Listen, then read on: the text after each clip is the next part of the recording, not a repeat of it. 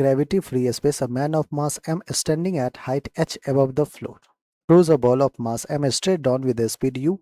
When the ball reaches the floor, the distance of the man above the floor will be. ध्यान समझिएगा बच्चों एक चीज कि ग्रेविटी फ्री, एक तो ग्रेविटी फ्री स्पेस दिया है तो ग्रेविटेशनल फोर्स एक्ट नहीं कर रहा है।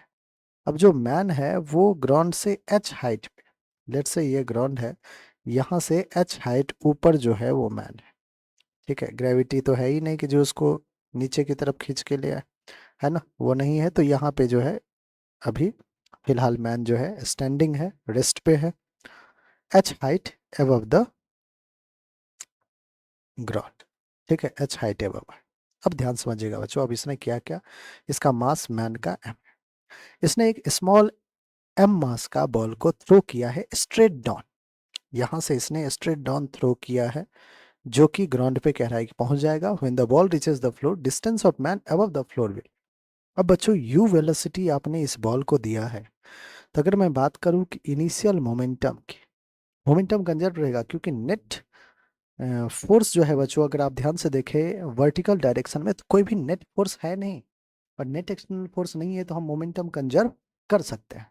तो इनिशियल मोमेंटम किसके इक्वल होगा, आपको होगा फाइनल मोमेंटम के इक्वल हो जाएगा सर। इनिशियल मोमेंटम एम भी रेस्ट पे, स्टैंडिंग है तो रेस्ट पे, बॉल भी इनिशियली उसके पास रेस्ट पे ही था, तो यू मास एम छोटे से बॉल का into velocity zero, which is equals to final momentum की अगर बात करें तो फाइनल मोमेंटम में उस छोटे से बॉल की वेलोसिटी यू है डाउनवर्ड डायरेक्शन में। ठीक है बच्चों, तो माइनस कर ले इसको, डाउनवर्ड है तो माइनस कर लेते हैं। ठीक है, डाउनवर्ड डायरेक्शन है इसलिए अपन माइनस लगा लेते हैं।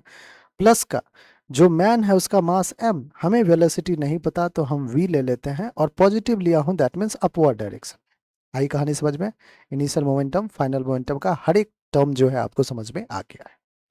अब बच्चों एल एच एस तो जीरो है, तो zero is equals to minus का एम यू प्लस का एम वी। यहां से देखिए एम वी क्या आ जाएगा, एम यू के इक्वल, एम यू को इधर भेज दिया, एम यू पॉजिटिव हो गया, तो वेलोसिटी ऑफ मैन बच्चों कितना आ गया, एम यू अपॉन एम। मानते हैं ये, this is velocity of man in upward direction. अब ध्यान समझिएगा बच्चों कहानी, कह रहे कि when the ball reaches the floor, जब बॉल रीच करेगा फ्लोर पे तो बच्चों उसको कुछ ना कुछ टाइम लगेगा फ्लोर तक जाने में, बिल्कुल। सिंस एक्सिलरेशन तो है नहीं, तो हम कांस्टेंट मोशन का फॉर्मूला लगाएंगे, distance is equals to speed into time. Distance है एच हाइट, स्पीड है यू, और टाइम टी ले लेते हैं, तो टाइम क्या आ गया बच्चों, एच अपॉन यू। अब इस टाइम में, जितने टाइम में ये बॉल जो है बच्चों नीचे गया है, हम देख लेते हैं कि उतने टाइम में वी वेलोसिटी से मैन कितना ऊपर चला गया है एच हाइट से ऊपर। क्योंकि आपने ये तो समझ में आ गया ना आपको कि मैन जो है वो ऊपर जा रहा है इस वेलोसिटी के साथ।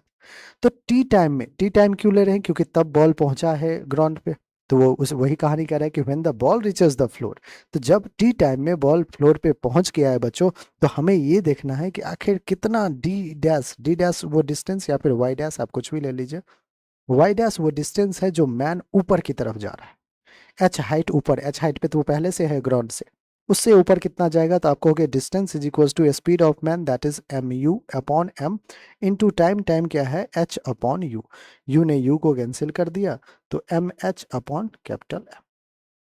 अब बच्चों हमें तो डिस्टेंस फाइंड करना है अबव द फ्लोर, फ्लोर से वो डिस्टेंस फाइंड करना है मैन का, तो हम कहेंगे distance of man, distance of man above the floor.